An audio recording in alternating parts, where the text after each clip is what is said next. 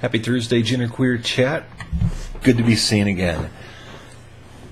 In addition to the fact that I'm just pumped to be able to come back for yet another Thursday and say something to contribute to the GenderqueerChat experience, I'm doubly happy because this topic was lifted from Out Late But Great, a collaboration channel in which I have been a part for just a bit over a year now.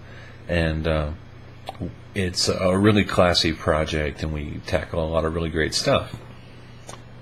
So when this topic came up with a nod to Out Late But Great, I thought it was really, really awesome because I did this one several months ago, and I gave it my all. I mean, I gave a very emotional presentation in this video, and I talked about some really dire things that I experienced when I was young. Bullying that just sucked. And I may see if I can track down that video and kind of link to it. Or make it a video response. We'll see. But I want to talk briefly about the It Gets Better project. Super briefly, because you all got sick of hearing about it months ago. Probably.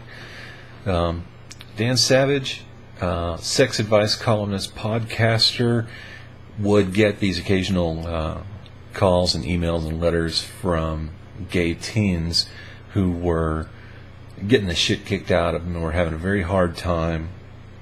And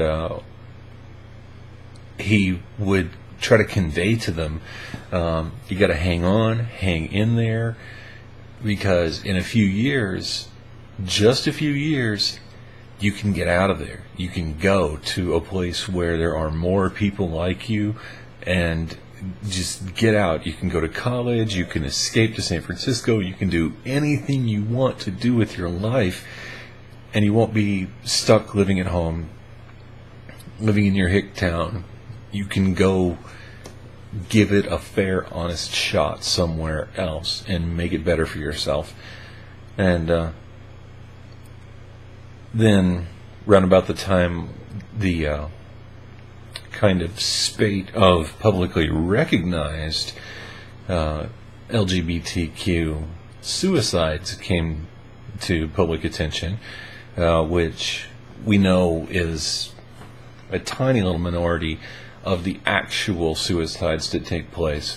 But when it finally got some media attention, this was an opportunity for Dan Savage and anyone who would be willing to get involved in it could, reach out and speak. Because, as he put it, people don't invite your queer activists to come into homes and churches and schools to say this stuff. And so it was an opportunity for us to reach out to people directly through YouTube and generally through the internet to get into people's mindsets in ways that couldn't be done before. And it seems to have done a lot of good. I think it's really actually helped a lot of people hang on who were having difficulty hanging on. So that's my, almost 4 minutes talking about the background of all this. Yeah, I get the crap kicked out of me for a lot of reasons when I was young. I was queer. I was an atheist. I was a geek. My social skills were really screwed up. Different people kicked my ass for different things, and it was hard. It was really hard, and there were times when I just didn't see how I could make it, but I did. That's the thing.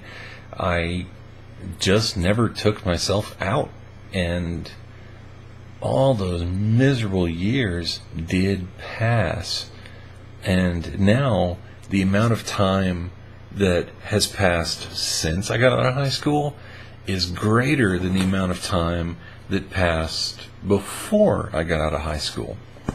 Because I'm going to be an old fart. I'm 40 years old. And now I have like grown-up people problems. I go, oh, how am I going to pay the mortgage? Who's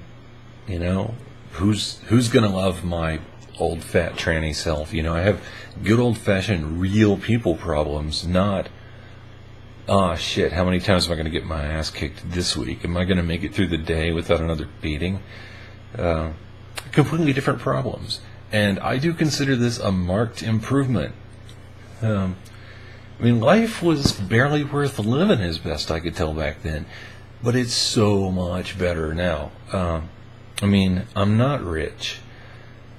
I'm not like crazy, famous, popular. I don't wear, $1,000 suits. I'm just, a person. But being a person ain't bad. And that's what I learned. As bad as it was, and it was bad, I hung in there. Here I am getting an opportunity to be like, ooh, all right, I get to post on GenderqueerChat, I get to sub, yay, that's awesome. You don't get to, throw yourself into dizzy, silly happiness when you're worried about all that crushing misery. You get that crushing misery behind you, and you can just be silly, happy fun. And you can focus on things like, well, do I want to grow boobs? Do I want to wear cool makeup, which I do that, but I'm not actually wearing any at the moment. Do I want to go someplace that I always wanted to go to? What do I want to do? Once you clear some of that miserable stuff, it's all up to you. You just gotta hang in there. And if it helps to, reach out to one of us, if it helps out to leave Dan Savage a voicemail, if it helps to create a YouTube channel just to bitch and moan about your miserable life, whatever it takes, hang in there. Give it a couple more good years. And, go do whatever you want. That's my advice. So, 8 minutes, I'm quitting, don't want to keep you here all day. I'll get this uploaded and try to track down that other video. Because it didn't completely suck. I don't think. See you soon, friends.